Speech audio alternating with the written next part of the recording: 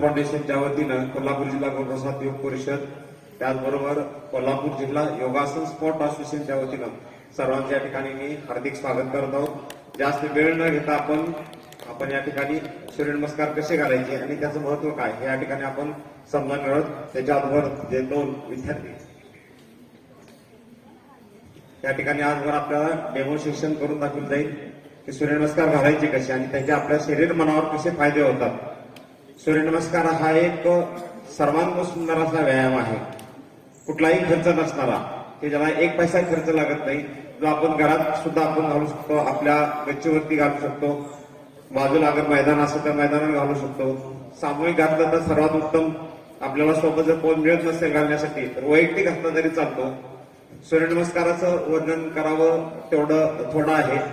सूर्यामुळे आपल्याला जे एक ऊर्जा मिळते ती खरोखरच अतिशय याच्यातनं चांगली मिळते। आपल्या शरीराची बळकटी खूप चांगली होते, आपल्या शरीरामध्ये एक ऊर्जावान चांगली शरीरामध्ये ऊर्जा मिळते। भारतीय संस्कृतीतला सर्वांग सुंदर, भारतीय संस्कृतीतला सर्वांग सुंदर असा व्यायाम जर त्याला म्हटलं जातं तो फक्त एकमेव व्यायाम जो असतो तो सूर्यनमस्कार। तर याला योगाची जोड दिलेली आहे। खरं म्हणजे योगातल्या आपण जर काही ग्रंथ काढले तर त्या ग्रंथामध्ये आपल्याला सूर्यनमस्कार कुठेही आढळून येणार नाही, पण याला योगाची जोड दिलेली आहे। तर योगाची जोड देण्याचं कारण काय आहे याच्यामध्ये, तर याची जर साखळी आपण बघितली, पहिल्यांदा आपल्या स्टेजवरती साखळी करून दाखवलेली आहे, ही जर साखळी आपण जर बघितली या ठिकाणी तर याच्यामध्ये आसनं आहेत, काही ठराविक 6 किंवा 7 वेगवेगळ्या पद्धतीने सूर्यनमस्कार घातला जातो। काही ठिकाणी 12 अंकामध्ये घेतला जातो, काही ठिकाणी 10 अंकामध्ये घेतला जातो।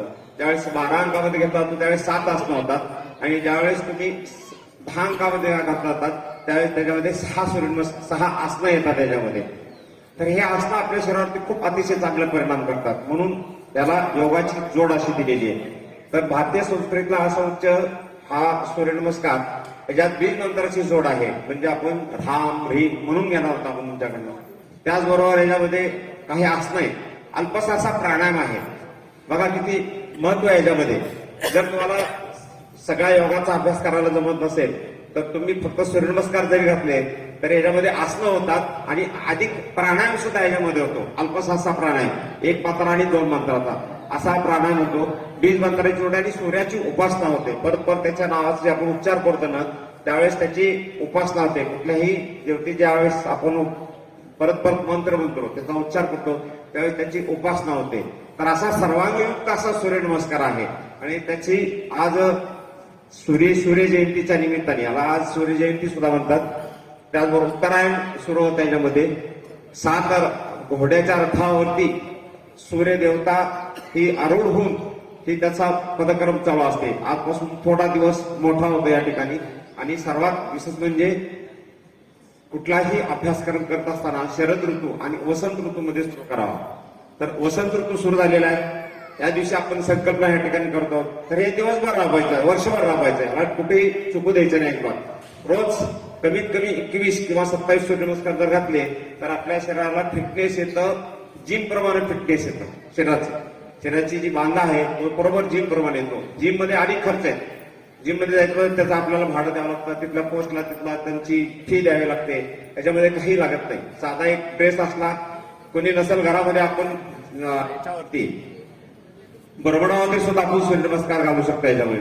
त्यामुळे आपल्याला कुठलाही खर्च नसणारा एकमेव आणि आपल्या शरीराला सर्वांग सुंदर असं निरोगी ठेवणारा व्यायाम जर कुठला असेल तर तो सूर्यनमस्कार। तर तो घालून कसा बघायचा आणि घालत असताना तुम्हाला याचे मी महत्व सांगतो। पहिल्यांदा वय वर्ष 12च्या नंतर सूर्यनमस्कार अतिशय चांगले स्ट्रेचिंग केले तर त्याचे खूप चांगले फायदे मिळतात। यामध्ये जर घातलं तर उंची संवर्धन चांगलं होतं। जेवढी उंची पाहिजे ना आपल्या म्हणजे मनुष्याची उंची साधारण 5'7", 5'8", 5'9", 5'10" असेल तर तो छान दिसते, चांगलं दिसतं ते जातं। तर उंची संवर्धन खूप चांगलं होतं शरीराच्यामुळे। दुसरं, ज्यावेळेस आपण सूर्यनमस्कार घालायला सुरू करतो त्यावेळेस त्या अवयवावरती त्याचा चांगला परिणाम पडतो। तर एक सूर्यनमस्कार आपण बघूया, मग तुम्हाला त्याचे फायदे सांगतो, मग आपण सर्वांनी मिळून घालायचे। पहिला सूर्यनमस्कार आपण 10 अंकात घालणार आहोत। या ठिकाणी मंत्र आहे, पहिला मंत्र होता याच्यामध्ये ओम ह्राम मित्राय नमः। 1ला हात वरती घ्यायचा आहे, दोन्ही हात वरती 1ला हात उत्तानासन स्थिती। उत्तान म्हणजे आपल्या हाताला वरती उचलायचं आणि थोडं पाठी बघायचं, आपल्या क्षमतेप्रमाणे करायचं। आता यांची शरीराची लवचिकता म्हणजे एवढं जायला पाहिजे असं काय नाहीये.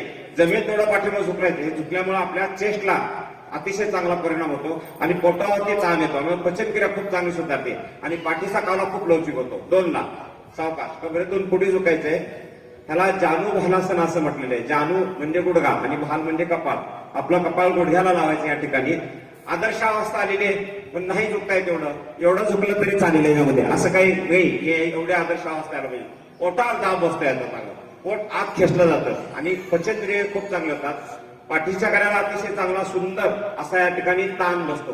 त्यामुळे पाठीचा कणा लवचिक होतो आणि पोटरी मांडी याच्यामुळे ताणले याचं कार्य सुधारतं. 2 ची अवस्था आली. 3 ला डावा पाय पाठीमागायचा, लेफ्ट साइड पाय पाठीमागं, बरोबर. आणि इथं हनवटीवरती उचलायची. आपल्या कंठावरती ताण बसतो बघा. थायरॉइडचा त्रास असतो तो निघून जातो याच्यामध्ये. दुसऱ्या याच्यामध्ये यांनी आपला डावा पाय पाठीमागे घेतलेला आहे लेफ्ट साईडचा आणि उजवा पाय पुढे आहे.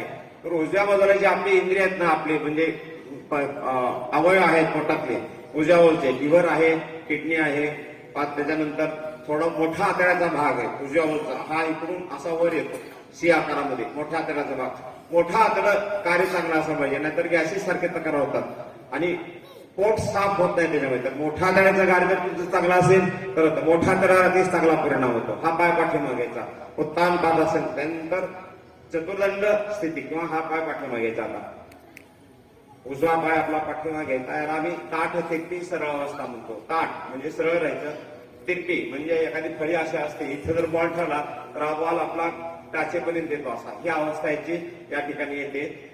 आपल्या स्नायूंची कुवत खूप चांगली वाढते या स्थितीमुळे. गुरुत्वाकर्षण शक्तीच्या दिशेने वरती शरीर उचलल्यामुळे आपल्या शरीरावरती खूप चांगला परिणाम पडतो याचा आणि हातापायाच्या दंडाच्या स्नायूंची मजबूतता येते याच्यामध्ये. फार असे दंड असले म्हणजे तो माणूस फार शक्तिवान असं नसतं. पोट टिकून राहायला पाहिजे कामाची. कुठलंही काम करत असताना त्याची वर्किंग करत असताना पोट टिकून राहिली तर ते स्नायू चांगले नाही, तर ह्याच्यामुळे पोट टिकून राहील. त्यानंतर पुढची स्थिती अष्टांग स्थिती. 8 अंग शरीराला जसे मिळवून टेकतात. गुडघे, छाती, हनवटी, दोन्ही हात आणि दोन्ही पाय, 8 अंग जमिनीला टेकलेले. इथं स्थिती यायला पाहिजे. आपले पोटाच्या खालून हात घातला तर पोट असं वर उचलते या ठिकाणी. तर वर उचलल्यामुळे कमरेवर अतिशय चांगला परिणाम होतो.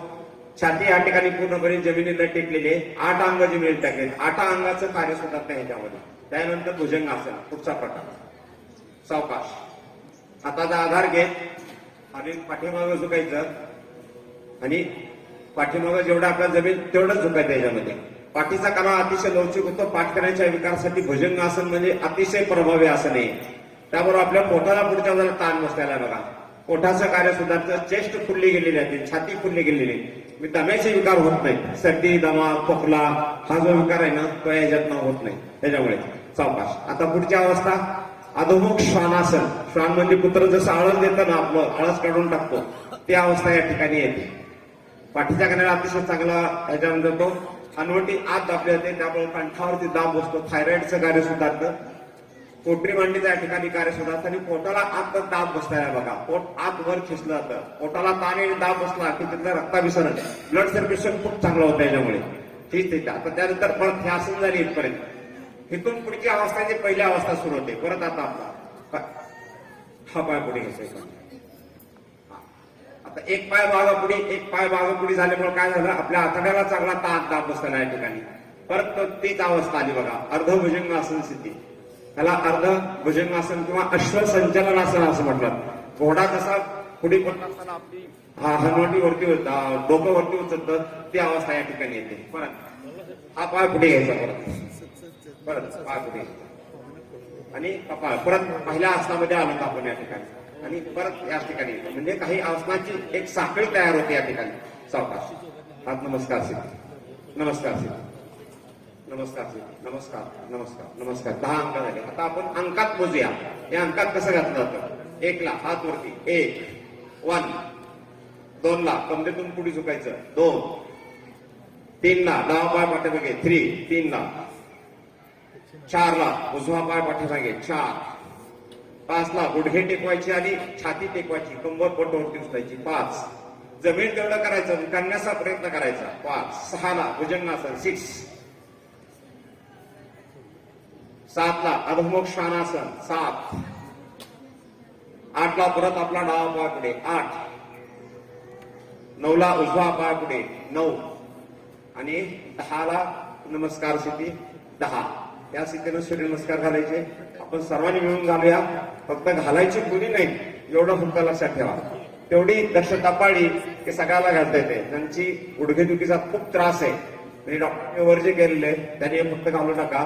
आणि बीपी हृदयविकारचा त्रास असेल, पाठकण्याचे खूप विकार आहेत म्हणजे अतिशय ज्वलंत विकार आहेत, त्याने घालू नका. त्यांच्यासाठी कसं घालायचं असं तो भाग वेगळा झाला. फक्त जेवढी एक दक्षता पाळली तर सगळ्यांनी घाला सूर्यनमस्कार. विशेष करून लहान मुलांनी जर सूर्यनमस्कार घातले तर त्यांची उंची संवर्धन, बुद्धीची कार्यक्षमता खूप चांगली वाटते सूर्यनमस्कारमुळे. मेंदूचं रक्त वाढतं याच्यामध्ये खूप. बुद्धी कार्यक्षमता अतिशय चांगली वाटते, झोप चांगली लागते सूर्यनमस्कारमुळे. बद्धकोष्ठता, सकाळी उठल्या उठल्या पोट साफ होत नाही, रोज सूर्यनमस्कार घाला. पोट विना औषधानं साफ होऊन जाते. तर त्याला आपण सुरुवात